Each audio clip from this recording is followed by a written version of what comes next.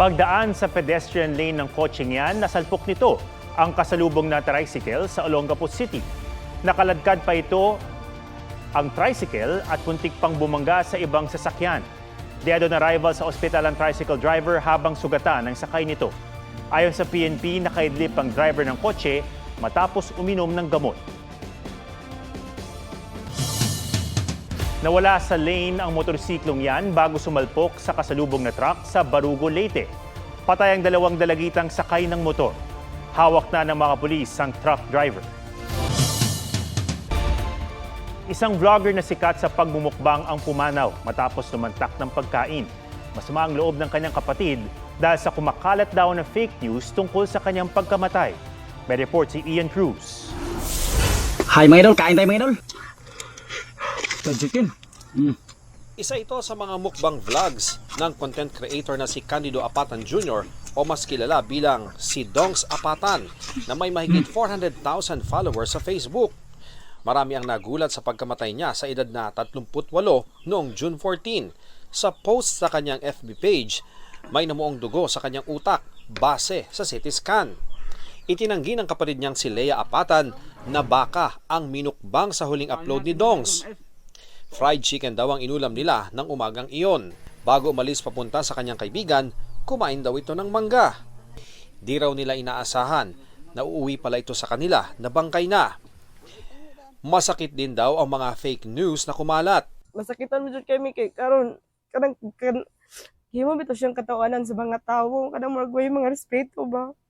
Alam daw nila na may high blood siya pero hindi naman daw ito malakas kumain. Di ba po na niya ginahurot ko kanang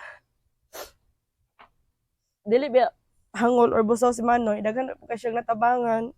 Nalaman ng cardiologist na si Dr. Tony Liachon ang nangyari kay Dongs. Tumaas ang blood pressure niya, pumutok yung ugat sa brain niya.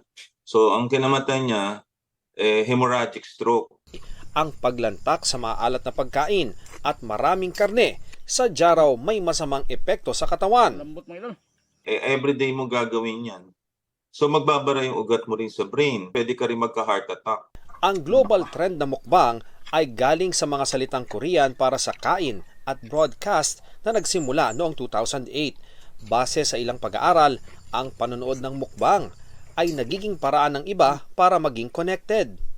Nakakaramdam daw ang viewers na hindi sila nag-iisa o isolated habang kumakain dahil itinuturing nila ang pinapanood nilang mukbanger bilang eating partners o mealmates.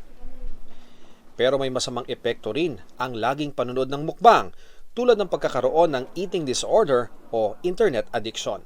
Ian Cruz nagbabalita para sa GMA Integrated News. Sinadyang banggain ng isang SUV driver ang dalawang motorsiklo para hindi mabawi ang inutang niyang sasakyan. May report si Alan Domingo ng GMA Regional TV. Kahit na napalibutan na ng ilang lalaki at mga pulis ang itim na SUV na yan, dalawang motorsiklo ang binangga ng babaeng driver nito sa Embaccaso Avenue sa Barangay Pardo sa Cebu City. Sa investigasyon, sadyang hinarang ng dalawang motorsiklo ang SUV. Inatasan umano sila ng kanilang kumpanya na bawiin ang SUV dahil hindi pa pala ito nabayaran. Ay allegedly na utang nakabayad sa barkuhon. So ang naitabo, siguro out of na-repair sa part sa driver sa Toyota, iyang gi-force, ibanggaan niya ang motor na nagpabak. Nakatakas ang driver pero nahuli siya kalaunan ng Talisay City Enforcer. Come on to malicious mischief, kay ibanggaan man niya, with intent man niya pagbangga. Sinusubukan pa siyang kunan ng pahayag. Alan Domingo ng GMA Regional TV, nagbabalita para sa GMA Integrated News. Nagsampa ng reklamo ang isang rider na binasa at sinuntok pa sa gitna ng Wata Wata Festival sa San Juan City. Sa kabila ng pakiusap ng rider na huwag siyang basain, tinuhusan pa rin siya ng tubig ng isang lalaki. Nang salagin niya ito, sinuntok siya ng lalaki. Nagsampa na ng reklamo sa San Juan Prosecutor's Office ang rider laban sa nanakit na residente. Dahil sa mga issues sa Wata Wata Festival, bubuo ng bagong ordinansa ang San Juan City para magkaroon ng tinatawag na basaan zone sa mga susunod na taon. Naisuriin ng kampo ni suspended Mayor Alice Guo ang sinasabing fingerprint niya na nag-match sa fingerprint ng Chinese national na si Guo Huaping. Yan ay sakaling gamitin itong ebidensya laban kay Guo. Nais nilang malaman kung sino ang source ng mga dokumento.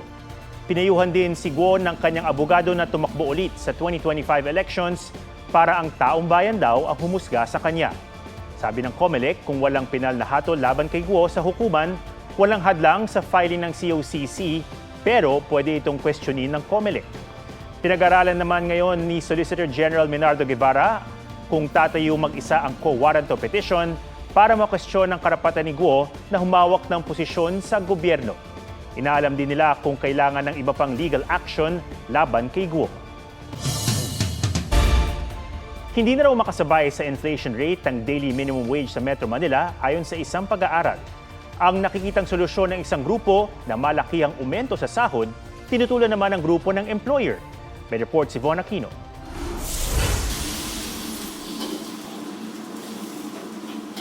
Limang taon ng cook sa isang restaurant sa Quezon City si Raymart Billones. Tipid-tipid para mapagkasya ang minimum daily wage na 610 pesos para sa pangangailangan ng pamilya. Sa pagkain pa lang po, tapos sa pamasahe pa lang po, doon na po mapupunta kaagad yun. Paano kung nagkaroon po ako ng emergency? Wala na po akong mahuhugutan. Pagtitipid din ang solusyon ng minimum wage earner na si Mase Gime na head barista sa isang coffee shop sa Quezon City. Since meron naman po kasi akong motorcycle, nakakatipid po ako sa pamasahe. Then nagbabaon po. Ang daily minimum wage sa Metro Manila hindi na umano makasabay sa inflation rate o bilis ng pagtaas ng mga bilihin, base sa pag-aaral ng research at advocacy group na Ibon Foundation.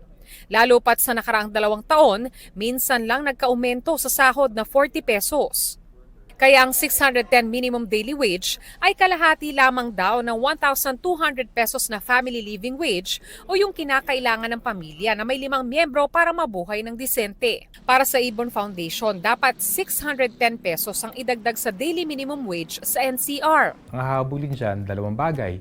Inflation sa nakarang 3.5 dekada na hindi kasi sumabay at yung kuulang na sahod noong 1989. Sabi naman ng Employers Confederation of the Philippines, ang problema natin, talagang mataas ang bilihin. Hindi solution doon, habulin lang minimum wage. Dapat mataas ang pagkain natin.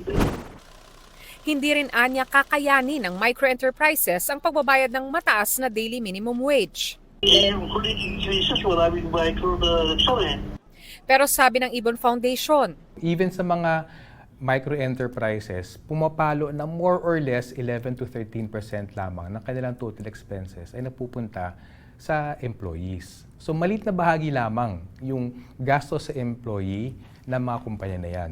sinusubukan naming kunin ang pahayag ng Department of Labor and Employment pero wala pa silang tugon sa aming text messages. Von Aquino, nagbabalita para sa GMA Integrated News.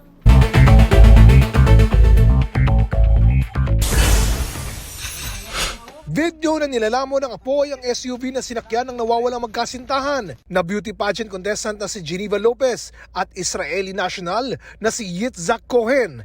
Pinag-aaralan ng Kapas Tarlac Bureau of Fire Protection. Dating Congressman Arnie Teves, may 30 days pa raw para umapila sa extradition at may political asylum application pa ayon sa kanyang kampo. Pero sabi ng DOJ, ibinasura na ng korte sa Timor-Leste ang mga mosyon ni Teves, kaya pwede na siyang arestuhin anumang oras. Grupong Houthi, muling inatake ang ilang barko sa Haifa Port sa Israel at Red Sea. Inaalam pa kung may mga Pilipinong nadamay. Oscar Oida, nagbabalita para sa GMA Integrated News. Nahuli cam kung paanong nilamon ng sinkhole ang bahagi ng isang soccer field sa Illinois sa Amerika. Kasama sa lumubog ang isang light pole.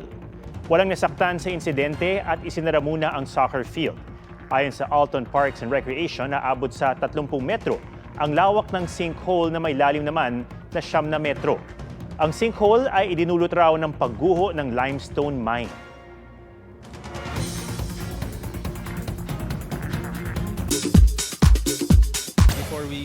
Alden Richards, biyaheng Canada this July para sa shooting ng Hello Love Again.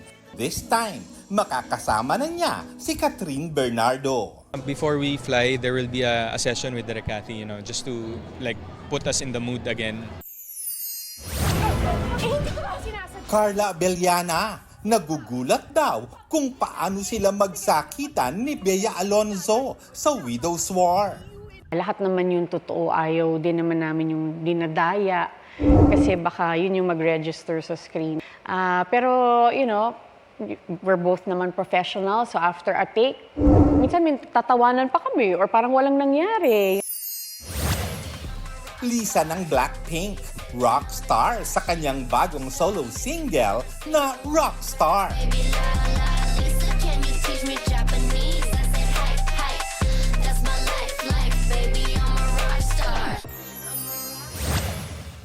Apple the App at SB19 nag-collab sa single na Ready.